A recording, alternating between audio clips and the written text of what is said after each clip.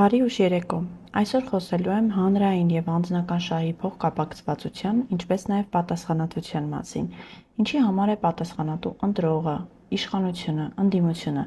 որպեսզի հասկանանք, թե ով ինչում է մեղավոր և որ չափով։ Մինչև անցնելը բուն թեմային, սկսեմ նրանից, որ քաղաքական ուժերի համար ընտրվելու ամենահեշտ տարբերակը թշնամանք գեներացնելն է և այդ թշնամանքի ֆոնին ձայներ հավաքելը։ Շատ ավելի հեշտ է պայքարել ընդդեմ, քան հանուն։ 2018 թվականին մարդիկ համախմբվեցին ընդդեմ Սերժ Սարգսյանի, այնուհետև 2021 թվականի խորհրդարանական ընտրություններին նորից գեներացվեց թշնամական մթնոլորտ, որը գեներացվել էր հենց իշխանության կողմից, և ընդդիմությունը փոխանակ ռացիոնալ այլընտրանք ձևավորեր, դառնար, սկսեց այդ թշնամանքի օրակարգում իր քարոզարշավը տանել։ 2021 թվականի ընտրություններին, եթե հիշում եք, Նիկոլ Փաշինյանը հիմնականում մարդկանց կոչ էր անում իրեն ընտրել, որպեսզի կանխեին նախկինների վերադարձը, այսինքն այդ թշնամանքը գեներացված էր նախկինների դեմ,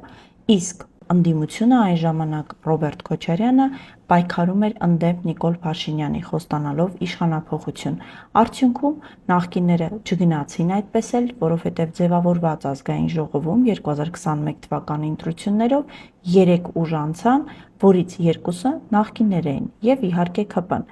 Եվ իշխանափոխությունը, որը խոստացել է Ռոբերտ Քոչարյանը, նույնպես չիրականացավ, ժողովուրդը խաբվեց, շահեցին քաղաքական ուժերը։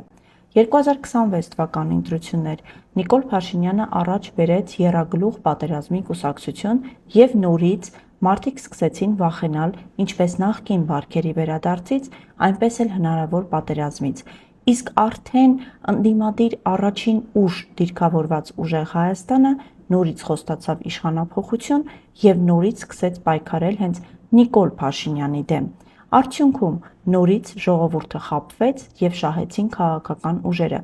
Ինչու է այնպես ստացվում, որ միշտ ժողովուրդը հայտնվում է խաբվողի կարգավիճակում։ Մինչև մեղավորներին անդրադառնալը, նախ սկսեմ նրանից, որ հիմնականում խաբվում են ժողովուրդները, որոնք չեն ցանկանում, ժամանակ չունեն կամ չեն ուզում հասկանալ և գիտակցել իրենց դերը և նշանակությունը քաղաքական պրոցեսներում։ Առավել ևս մի քանի անգամ խաբվելուց հետո ժողովուրդը կորցնում է վստահությունը, սկսում է այլևս չհետաքրքրվել և չի ցանկանում որևէ ազդեցություն ունենալ քաղաքական պրոցեսների վրա, ինչը ամենավտանգավորն է։ Նայեք, 21-րդ դարում մարդիկ շատ հաճախ առաջնորդվում են բացառապես անձնական շահերով, չհասկանալով, որ իրենց անձնական շահը մեծապես կախված է հենց պետական և հանրային շահերից։ Ի դեպ, այս հարցը անձնական և հանրային շահերի փոխկապակցվածության հուզել է տարբեր դարաշրջաններում շատ տարբեր մտածողների։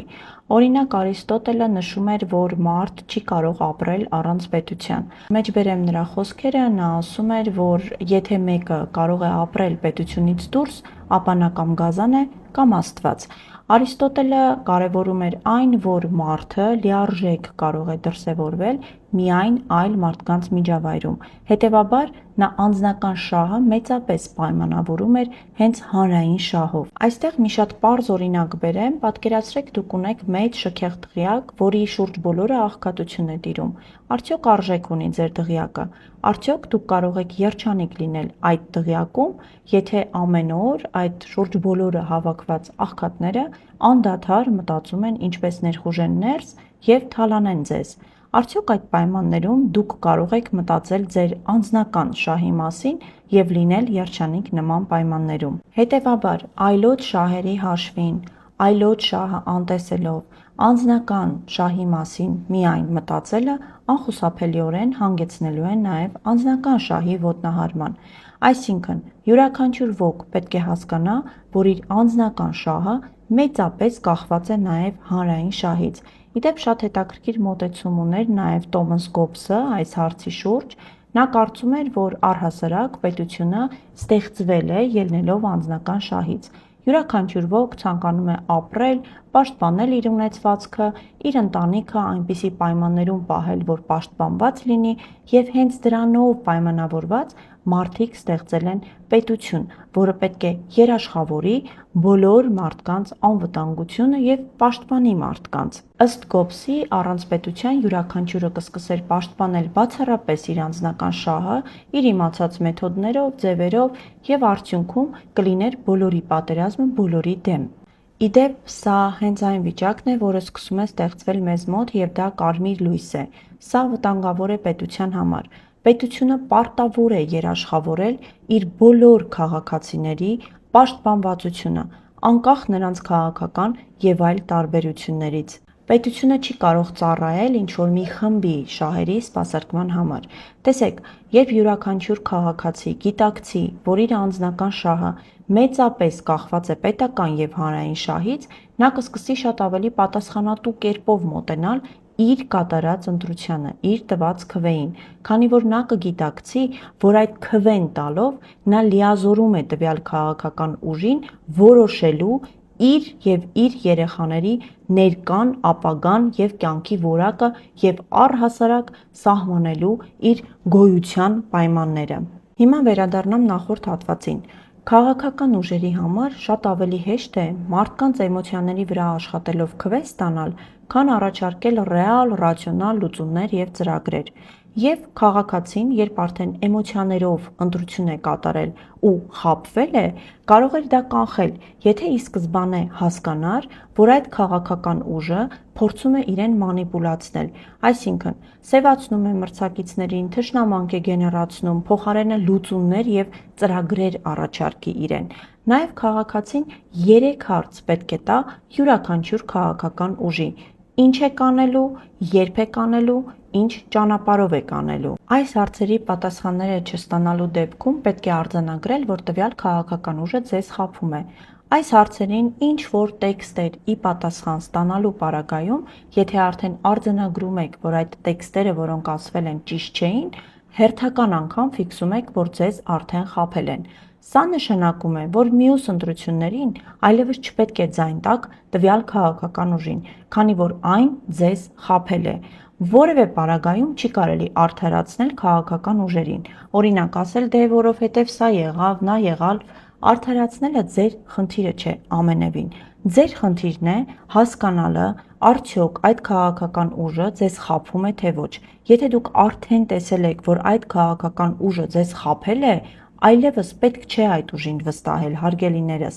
Հաջորդը, եթե որևէ քաղաքական ուժ անարդար է վարվում, նույնիսկ ձեր թշնամու հանդեպ պետք չէ ուրախանալ, քանի որ ինչպես նախորդ հատվածում ասեցի, հանրային շահը մեծապես կապ ունի նաև ձեր անձնական շահի հետ։ Եվ եթե այսօր դուք հանդուրժում եք այդ անարդարությունը, որևէ արատավոր երևույթ, ինչ որ մեկ այլ մարդու նկատմամբ, նույնիսկ եթե այդ մեկ այլ մարդը ձեր թշնամին է, ում նկատմամբ դուք ունեք վատ վերաբերմունք, դրանով իսկ դուք կանաչ լույս եք վառում, որպեսզի վաղը այդ նույն անարդար երևույթը տեղի ունենա հենց ձեր նկատմամբ։ Հետևաբար, մենք պետք է պայքարենք արատավոր երևույթների դեմ, այլ ոչ թե պետք է ողջունենք, եթե այդ երևույթը տեղի է ունենում մեզ համար անցանկալի մարդկանց նկատմամբ եւ քննադատենք, եթե դա տեղի է ունենում մեր կամ մեր հարազատների նկատմամբ։ Այստեղ մի թարմ օրինակ բերեմ, տեսեք, Գագիկ Ծառուկյանի ձերբակալությունը։ Ես չեմ քննարկում նրան առաջադրված մեղադրանքը, ճիշտ է, սխալ է, մեղավոր է, անմեղ է, ես քննարկում եմ ձերբակալության ձևը։ Եթե մենք այսօր կարծում ենք, որ մարդուն, ով իր տան մեջ դիմադրություն ցույց չի տալիս, գետնին տապալելով ձերբակալելը ճիշտ է, ապա սա նշանակում է, որ մենք այդ երևույթը նորմալ ենք համարում։ Կարևոր չի այստեղ, թե դուք ինչ վերաբերմունք ունեք Գագիկ Ծառուկյանի նկատմամբ։ Դուք կարծում եք նա թալանչի է, հանցագործ է, վատն է, էական չէ, բայց եթե դուք այսօր ճիշտ եք համարում նրան այդ կերպ ձերբակալելը եւ բերման ենթարկելը, նշանակում է դուք արդեն այսօր կանաչ լույս եք վառում, որ հետագայում նման երևույթ տեղի ունենա ձեր եւ ձեր հարազատների նկատմամբ։ Կամ Գագիկ Ծառուկյանին պատկանող բիզնեսները, որոնք արդեն քանի օր է փակ են։ Տեսեք, պետությունը նախքան փակելը պետք է նկատի ունենար հանրային շահը, այսինքն հասկանալ ինչպես կազմակերպի, նույնիսկ եթե կան այնտեղ խախտումներ, ինչպես կազմակերպի այդ ամբողջ գործընթացը, որ արդյունքում չտուժի հանրային շահը։ Պետք է նկատի ունենալ, որ պետության յուրաքանչյուր գործողության հիմքում պետք է առաջնային տեղում լինի հանրային շահը։ Յուրաքանչյուր գործողություն, որը կատարում է իշխանությունը, պետք է հասկանա ինչքանով է վնասում այդ գործողությամբ հանրային շահին։ Իսկ մենք քաղաքացիներս, հանրությունը, մենք պետք է գիտակցենք նաև մեր պատասխանատվությունը և մեր ազդեցությունը։ Մենք պետք է հասկանանք, որ մենք ենք պատվիրատուն, մենք ենք վճարում թե իշխանությանը, թե ընդդիմությանը, մենք ենք պատվիրատուն և գնահատողը, այլ ոչ թե հակառակը։ Հիմա անցնենք պատասխանատվությանը։ Ինչ պատասխանատվություն ունի ընտրողը։ Ընտրողը առաջին հերթին պատասխանատու է իր քվեի համար։ Ինչ է սա նշանակում։ Սա նշանակում է, որ ընտրողը պատասխանատու է իր ընտրության համար, այսինքն, մինչև ընտրություն կատարելը նա պետք է ուսումնասիրի տվյալ քաղաքական ուժի ներկայացրած ծրագիրը, թեկնածուներին, որից հետո արդեն հասկանա, արդյոք այդ ուժը կարող է իրագործել իր կողմից մատնանշված ծրագիրը, թե ոչ։ Այնուհետև ընտրություն կատարելուց հետո ընտրողը պարտավոր է նաև մնացած ամբողջ ժամանակահատվածում վերահսկել իր կողմից ընտրած քաղաքական ուժին։ Պետք է ընտրողը կարողանա նաև գնահատել այդ ուժի նախկին արդյունքները։ Պետք է նաև գիտակցի իր ընտրության հետևանքները։ Այսա շատ կարևոր է։ Տեսեք, դուք քվե տալով, ընտրություններին քվեարկելով, փաստացի լիազորում եք, որ ձեր փոխարեն որոշումներ պետք է կայացնի տվյալ քաղաքական ուժը։ Այսինքն դուք ձեր երեխաների կյանքը, կյանքի որակը, ներկան, ապագան վստահում եք այդ քաղաքական ուժին։ Այդ ուժը ձեր փոխարեն կայացնելու է ձեր կյանքի կարևորագույն, այսինքն ձեր կյանքի բոլոր ոլորտներին վերաբերող որոշումները։ Ընտրողը նաև պետք է կարողանա վերահսկել իր ընտրած քաղաքական ուժին։ Իդեպ մենք այստեղ նույնպես ունենք լրջագույն խնդիր։ Հիմնականում մարդիկ, ովքեր ընտրել են այս կամ այն ուժին, հաջորդիվ տարիներին փորձում են արդարացնել այդ ուժի բոլոր սխալները և բոլոր գործողությունները, ինչը շատ վնասակար և վտանգավոր է։ Տեսեք, երբ դուք ընտրում եք որևէ քաղաքական ուժին, դուք ոչ թե պետք է նրանց փոխարեն ամեն անգամ արդարանաք, նրանց համար արդարացումներ փնտրեք, փորձեք ապացուցել, որ նրանք լավն են, այլ հակառակը, հենց առաջինը դուք պետք է նրանց սխալները գտնեք, մատնանշեք և ստիպեք նրանց ուղղել այդ սխալները։ Դուք պետք է գիտակցեք, որ դուք պահանջատեր եք, դուք պետք է նրանց պահանջ ներկայացնեք և վերահսկեք նրանց գործողությունները, այլ ոչ թե արդարացնեք։ Ամենակարևոր կետը նաև, որը պետք է յուրաքանչյուր ընտրող հասկանա, որ դա տաբու է, դա կաշառք վերցնելն է, այսինքն գումարի դիմաց ընտրություն կատարելը։ Տեսեք, այստեղ անձնական շահի խնդիր է հենց, որովհետև յուրաքանչյուր մարդ, եթե գիտակցի, թե ինչ լուրջ պատասխանատվություն է ընտրությունը, այսինքն այդ քվեով նա լիազորում է տվյալ քաղաքական ուժին իր և իր երեխաների համար կարևորագույն որոշումների կայացումը, ապա նա որևէ գումարի դիմաց չի գնա և ընտրություն չի կատարի, այլ կնստի, կմտածի, կվերլուծի և պատասխանատվությունը գիտակցելով արդեն քվեն կտա որևէ քաղաքական ուժի։ Որն է քաղաքական ուժերի պատասխանատվությունը։ Քաղաքական ուժերի պատասխանատվությունը ի տարբերություն ընտրողների շատ ավելի լայն է։ Տեսեք, քաղաքական ուժը նախ պետք է ունենա հստակ ծրագիր, օրակարգ։ Օրինակ, 2021 թվականին, երբ Ռոբերտ Քոչարյանը խոստանում էր իշխանափոխություն, իսկ այնուհետև 2026 թվականին Սամվել Կարապետյանն էր խոստանում իշխանափոխություն, փաստացի ընտրություններից հետո պարզ դարձավ երկու պարագայում էլ, որ այս երկու ուժերը չունեին ծրագիր, ինչը նշանակում է, որ նրանք խաբել էին իրենց ընտրողներին։ Իդեպ նույնը արել էր նաև Նիկոլ Փաշինյանը, հայտարարելով, որ Արցախը Հայաստան է և վերջ, արդյունքում անելով լրիվ հակառակը։ Սա նույնպես նշանակում է, որ նա չուներ ծրագիր և խաբում էր մարդկանց։ Քաղաքական ուժը պարտավոր է անկեղծ լինել, այլ ոչ թե սեփական շահերի համար խաբել մարդկանց։ Տեսեք, նույն Նիկոլ Փաշինյանը, Սամվել Կարապետյանը, Ռոբերտ Քոչարյանը, եթե անկեղծորեն ներկայացնեին իրավիճակը, առաջարկեին լուծման իրենց տարբերակները, որևէ մեկը նրանց ոչինչ չէր կարող ասել։ Բայց այս պարագայում, երբ նրանք արդեն ակնհայտորեն խաբում են և ոչ մեկ անգամ, արդեն բնականաբար ընտրողների մոտ ոչ միայն հարցեր են առաջանում, այլ նաև վստահության բավականին լուրջ բաց է առաջանում։ Քաղաքական ուժը իշխանություն դառնալուց հետո արդեն պատասխանատու է իր տված խոստումների համար։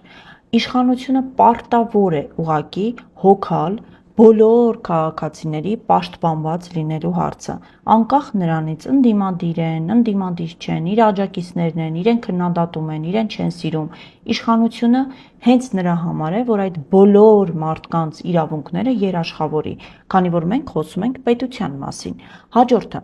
քաղաքական ուժը կրում է քաղաքական պատասխանատվություն, խոսքը իշխանության մասին է, իշխանության եկած քաղաքական ուժը։ Ինչ է սա նշանակում, այսը շատ կարևոր է։ Տեսեք, երբ քաղաքական ուժը արդեն ստացել է քվե եւ դարձել է իշխանություն, դա նշանակում է, որ արդեն իր կայացրած բոլոր որոշումների համար պատասխանատու է ինքը, այլ ոչ թե ժողովուրդը։ Ժողովրդի պատասխանատվությունը ավարտվում է քվե տալով։ Երբ ժողովուրդը քվե է տալիս որևէ քաղաքական ուժին, դա նշանակում է, որ տվյալ անձը երաշխավորում է, լիազորում է այդ քաղաքական ուժին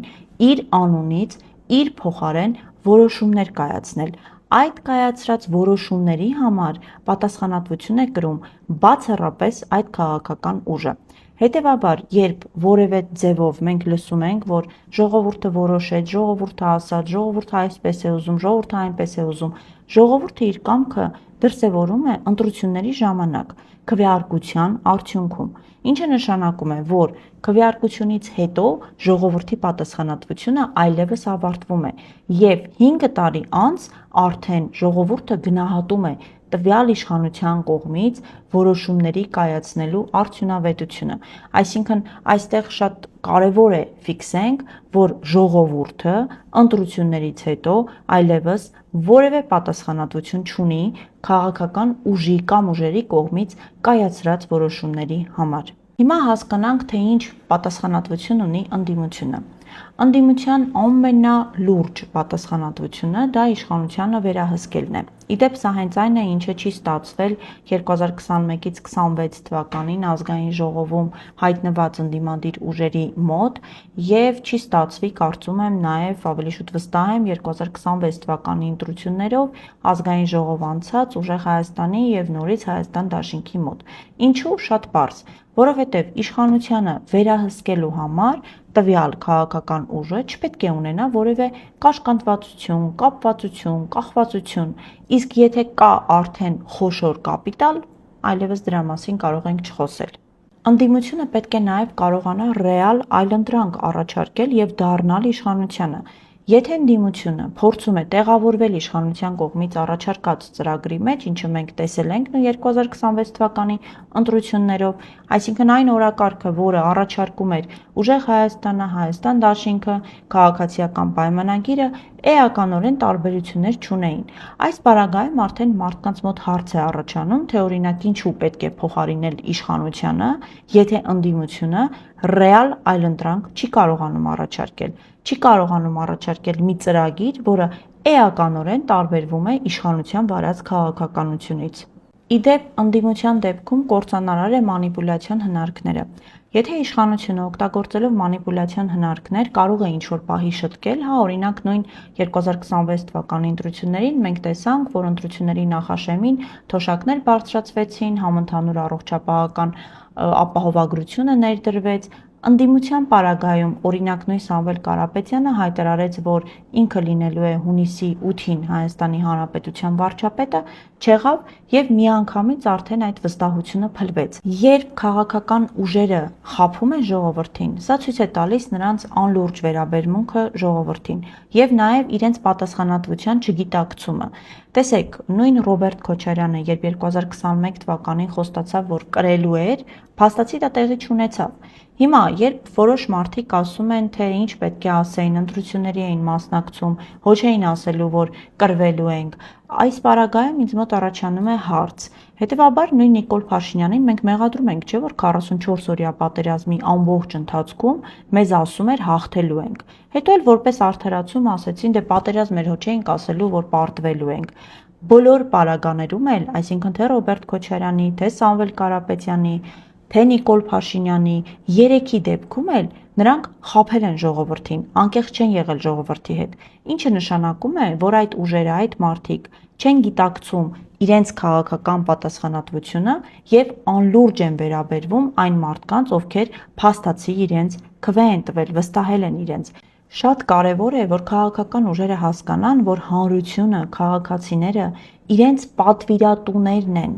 այլ ոչ թե իրենց ստրուկները, ում կարելի է խաբել, հետո իրենց բառերով ասած կռուտի տանել, դե միևնույնն է չեն հասկանալու, չի կարելի այդպես։ Ամփոփելով նշեմ, որ մենք սխալվելու ժամանակ էլ չունենք։ Ես իհարկե չեմ վախեցնի, չեմ ասի 300,000 ադրբեջանցիներ են գալու, սա է լինելու, նա է լինելու, հեսա մեզ կոտորելու են, սպանելու են,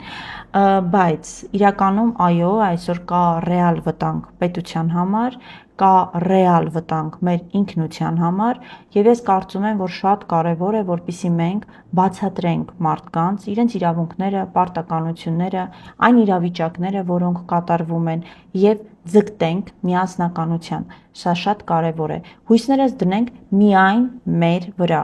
մեր հանրության վրա, եսի նկատի ունեմ։ Ինչ վերաբերում է քաղաքական ուժերին, ապա միասնության պարագայում արդեն այդ քաղաքական ուժերը թող ընտրություն կատարեն, ինչն է իրենց համար առաջնային, իրենց առաջնորդների անձնական շահը սպասարկելը, թե հանրային շահը առաջին տեղում դնելը։ Այսօր այսքանը, լավ եղեք, նշեմ նաև, որ այսուհետ իմ եթերները կհեռարձակվեն երկուշաբթի եւ հինգշաբթի օրերին ժամը 10:30 YouTube-ում, Անալի TikTok ալիքում, իսկ 11:30 արդեն Facebook-յան իմ էջում։ Լավ եղեք, կհանդիպենք։